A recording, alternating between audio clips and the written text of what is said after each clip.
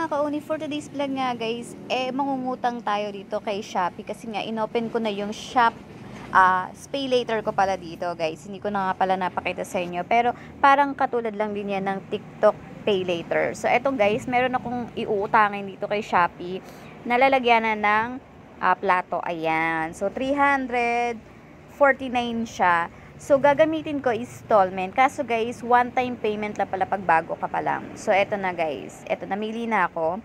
Ganyan yung itsura ng o-orderin ko.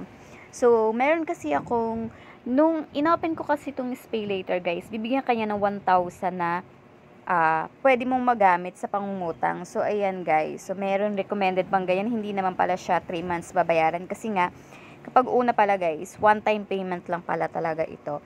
So, niloloko tayo ni Shopee. So, ayan guys, in-order ko yan ng Pay Later. Gagamitin ko yung perang binigay nila sa atin na 1,000. So, ayan guys, change ko nga pala yung aking address kasi dito yan nakaano sa work ko. So, dun ko siya ibababa sa bahay namin. So, papalitan lang natin yung ating address dyan para dun bumaksak yung aking order. Kasi nga, kung sa work pa, bibit-bitin ko pa ito pa uwi, diba? So, syempre, inisip ko na, dun ko na lang siya papababa. So, ayan lang. Meron naman dyan details kung paano palitan yan, guys. So, ilagay nyo lang yung, kung ano yung address nyo dun sa bahay ninyo.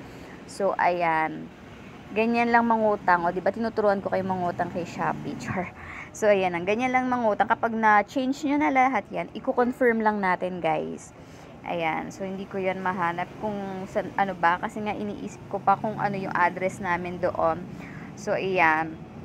Ganyan, papalitan nyo, or yung may mapa kayo or meron kayong pinaka landmark doon, pwede nyo yung ilagay para mas mabilis nilang mahanap yung bahay ninyo. So, lalagay ko yung number ng bahay ng kapitbahay namin kasi nga looban kami, so sa kanila babaksak. Char. So, dun ko na lang ipapakuha sa nanay ko yung aking order kasi nga nagre-request siya ng lalagyanan ng plato dahil nasira yung lalagyanan namin. So, total naman, pwede naman mangutang dito kay Shopee. Iuutang ko na lang, diba? So, ayan yung address nung kapitbahay namin. So, may number to. So, pas mabilis talaga siyang dumating or hindi maliligaw si rider kapag nilagyan nyo ng number yung street nyo or yung bahay ninyo. So, ayan. Change ko lang dyan. So, kapag okay na, i-confirm nyo na yan, guys. So, ayan, tinignan ko muna yung chat ng aking pinsan kasi nga tinatanong ko kung ano yung number ng bahay namin. So, nakakalimutan ko talaga kung ano yung number ng bahay namin. So, basta ayan na yan, guys. So, confirm nyo na lang kapag tama na. And then, ayan, submit na natin.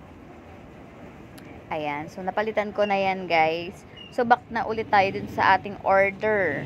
Ayan. So, i-place order lang natin, guys. Yan. Next time, sabihin ko sa inyo kapag dumating na ito at saka kung paano ito babayaran dito sa ating Pay Later. Buy now, pay later tayo ngayon, guys. Ayan. Place order lang natin yan. Ayan. 349.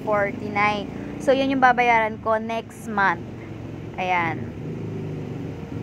So, ganyan. I-place lang natin. Ilagay lang niya natin yung pin. Tandaan nyo yung pin, guys, ha. Kasi may pin na lalabas ito. Ito, muntik ko na makalimutan yung pin ko. Buti na lang meron ako nakasave niyan sa messenger ko. Ayan, guys. So, you pay 349. So, yung 1,000 na binigay nila sa akin is nabawasan na yan, guys. Ayan, nabawasan na siya. Ayan, no. 651 na lang yung aking pera sa Pay Later. Ayan, guys. So, babayaran ko siya sa October 5. So, yun ang due date nito. So, guys, dahil nga ngayon tayong September umutang, so, October natin ito babayaran. So, ayan yung aking unang transaction kasi nga, hindi ko pa alam kung paano siya gamitin. So, ayan. Pero, kinancel ko yan. Ito na talaga yun. Tapos, yung bill niyan, guys, lalabas niyan next month pa. So, ipapakita ko yan sa inyo kung paano magbayad. So, yun lang, guys. So, kung gusto nyo mangutang dito kay Shopee, i-open nyo na yung Pay Later nyo. Madali lang naman. Basta meron kayong valid ID na gagamitin. So, yun lang, guys. Thank you for watching.